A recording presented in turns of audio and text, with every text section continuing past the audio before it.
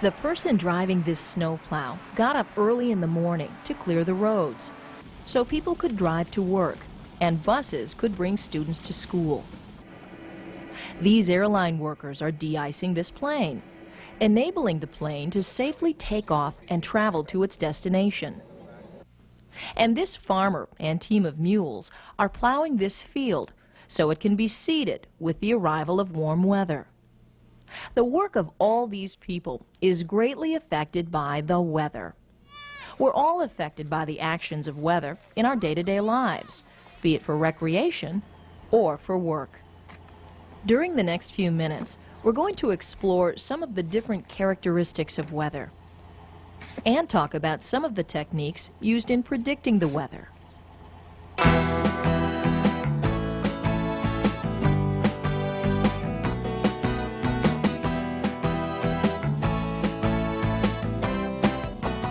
The view from this airplane shows a layer of clouds.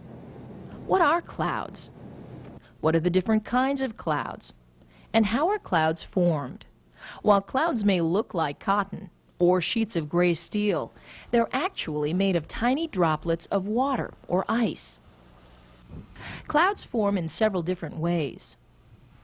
Clouds may form when warm air rises from the surface of the earth. As the warm air rises, it cools until the water vapor it contains condenses or turns to small droplets of water.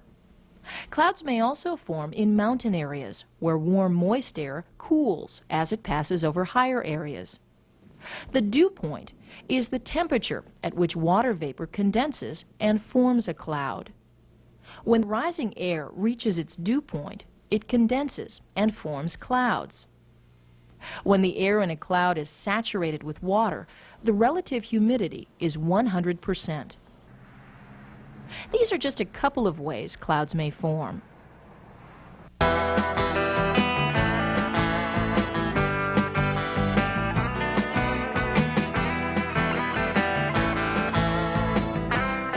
Clouds form when moisture in the air condenses on small particles in the air. These particles are called condensation nuclei. There's a wide variety of sources of condensation nuclei, including dust, smoke, and even small salt particles from ocean spray. When water vapor condenses, water droplets stick to the condensation nuclei, forming tiny water droplets. You decide. What's formed when water droplets gather together?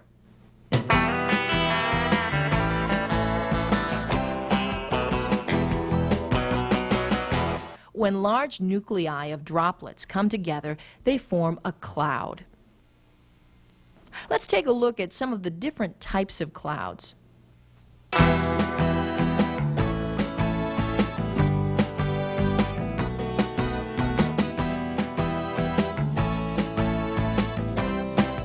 You may have noticed that clouds come in many different shapes, sizes, and colors. There are three main cloud types based on their appearance. You're probably familiar with the white puffy clouds called cumulus clouds. Cumulus clouds usually indicate fair weather. But when they get large and the bottom of the clouds become dark, they may produce thunderstorms. Smooth gray clouds, which form a mat over the entire sky, are called stratus clouds. These clouds generally bring rain or snow in varying amounts. The third main group of clouds are called cirrus clouds, which are often called mare's tails. These clouds form at high altitudes and are commonly made of ice crystals. While there are many different types of clouds based on altitude and shape, most are different versions of the three main types we just discussed.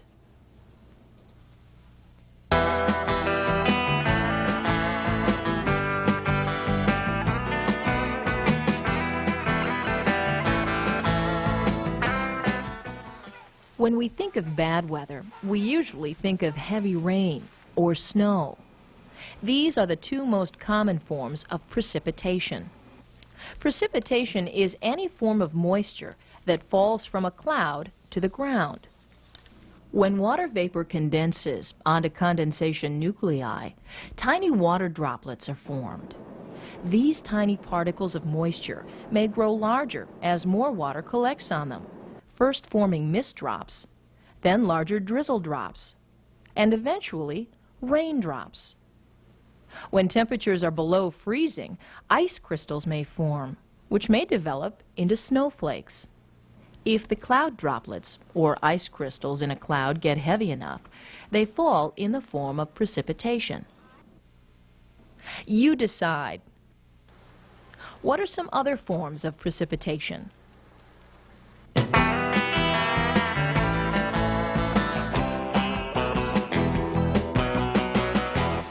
Sleet, consisting of frozen rain, and hail, which consists of small balls of ice, are some of the other forms of precipitation. Sleet can be hazardous because it makes roads slick.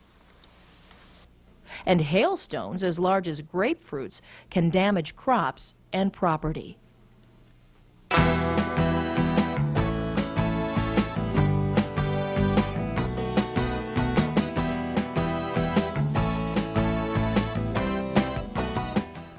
In many parts of the world, the weather can change quite quickly.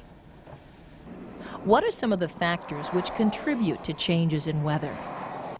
The constant movements of air and moisture in the atmosphere are responsible for changing weather. These changes are often associated with the movement of large air masses. Air masses tend to have the same general properties of the surface over which they form. For example, when air sits over the dry desert, it becomes warm and dry. This type of air mass is called a continental tropical air mass. It's called continental because it forms over large land masses, and it's called tropical because it's warm. Off the coast of Florida, tropical maritime air masses form, which are warm and moist. What would you call an air mass which forms over cool, dry land? They're called continental polar air masses. These are just a few of the different types of air masses. When an air mass moves, it brings with it the type of temperature and moisture over which it formed. For example, a maritime tropical air mass tends to bring rainy, warm weather with it as it moves over land. And this clear winter weather is the result of cold continental polar air, which has moved south.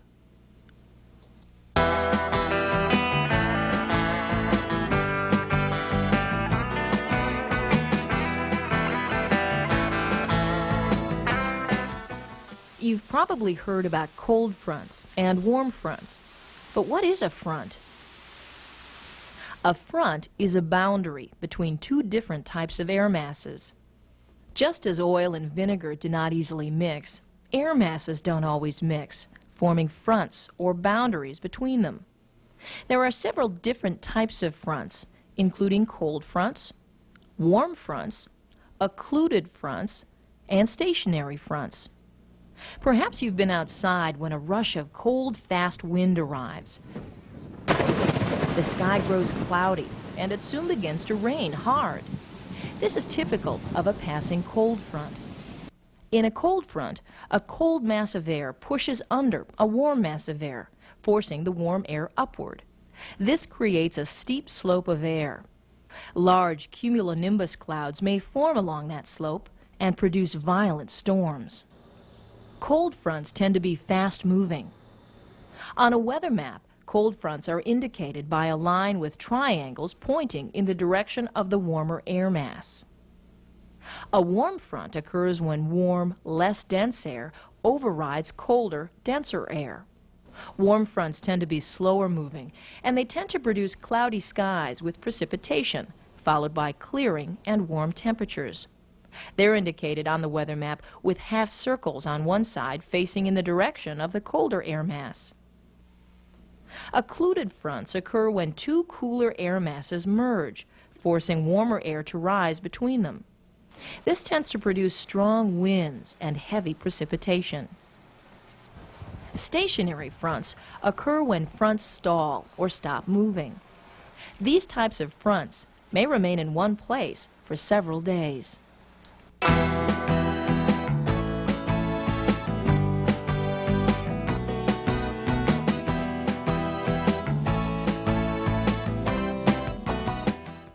You decide. What are some of the characteristics of storms?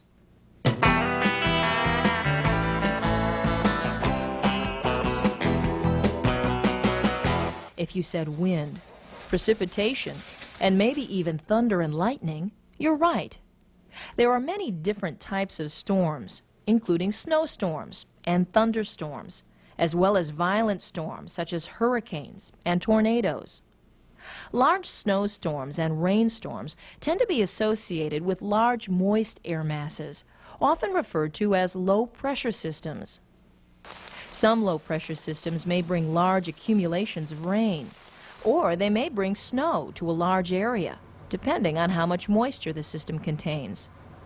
At this very moment, hundreds of thunderstorms are occurring throughout the world. A thunderstorm is a heavy rainstorm accompanied by thunder and lightning. Thunderstorms can be very dangerous. Every year, hundreds of people are hit by lightning. Strong thunderstorms tend to form along cold fronts, or where warm, moist air allows the development of large cumulonimbus clouds. These are also sometimes called thunderclouds. Such thunderclouds are capable of producing intense lightning and winds exceeding 150 kilometers per hour. Conditions which lead to the development of thunderstorms may also create extremely powerful localized storms called tornadoes. A tornado is a whirling, funnel-shaped cloud which contains very low air pressure at its bottom. When tornadoes touch down, they act like a giant vacuum cleaner, sucking up objects as heavy as cars and houses. They tend to form in low-lying cumulonimbus clouds and along fronts. And they may touch down for only a few minutes as they sweep across the landscape. But tornadoes can cause massive destruction. A hurricane is another type of violent storm. Like tornadoes, they consist of intense areas of low pressure which spin in a counterclockwise direction. Hurricanes may pack winds exceeding 120 kilometers per hour, and they can be huge, reaching a size of more than 600 kilometers in diameter.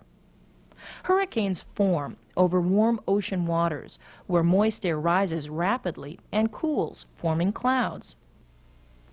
A region of low pressure forms toward the center of a hurricane. These satellite images of a hurricane show a storm as it heads toward land. There, its high winds and heavy rains cause property damage.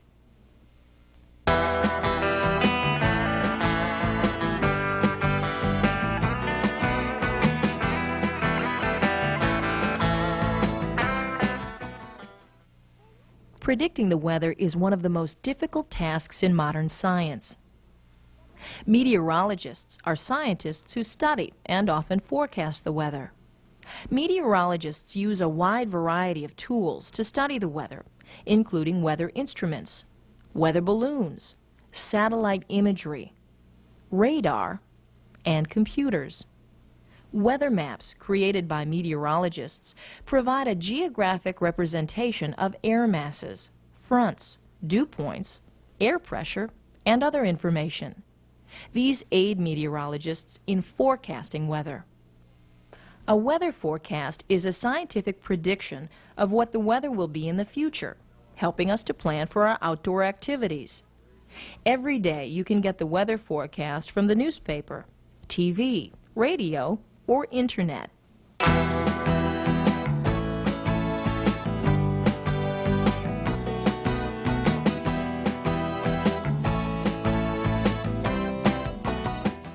During the past few minutes, we've taken a look at some of the characteristics of weather, including the different types of clouds and the ways in which clouds form.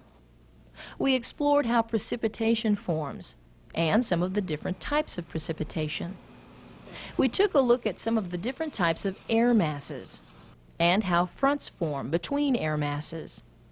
We also explored some of the different types of storms, including thunderstorms, tornadoes, and hurricanes. Finally, we took a brief look at some of the tools meteorologists use to predict the weather.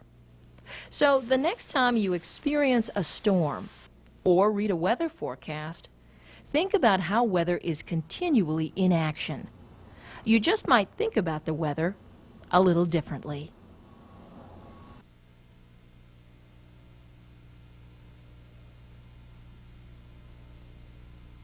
Fill in the correct word when you hear this tone. Good luck, and let's get started. Number 1.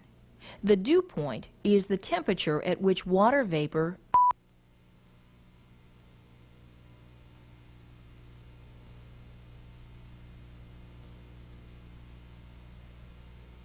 Number 2. When many droplets come together, form.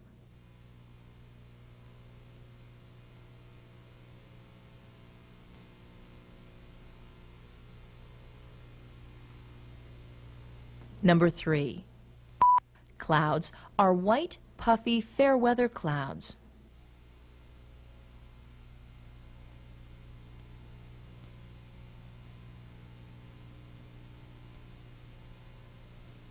Number 4. Cirrus clouds are made of crystals of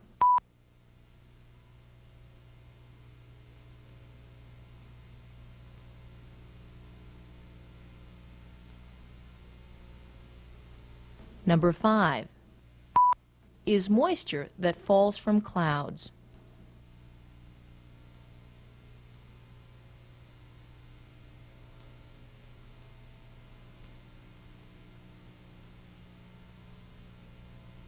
Number 6. A tropical air mass is formed over warm oceans.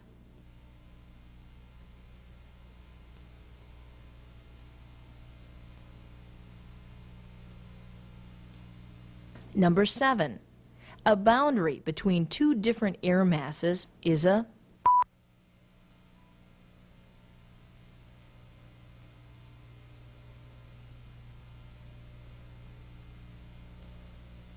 Number 8. An incoming front may produce windy, stormy weather.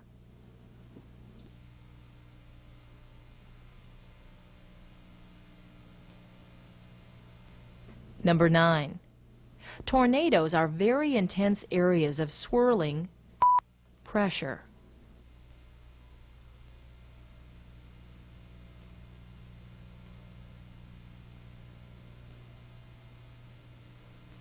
And number 10 are scientists who study the weather.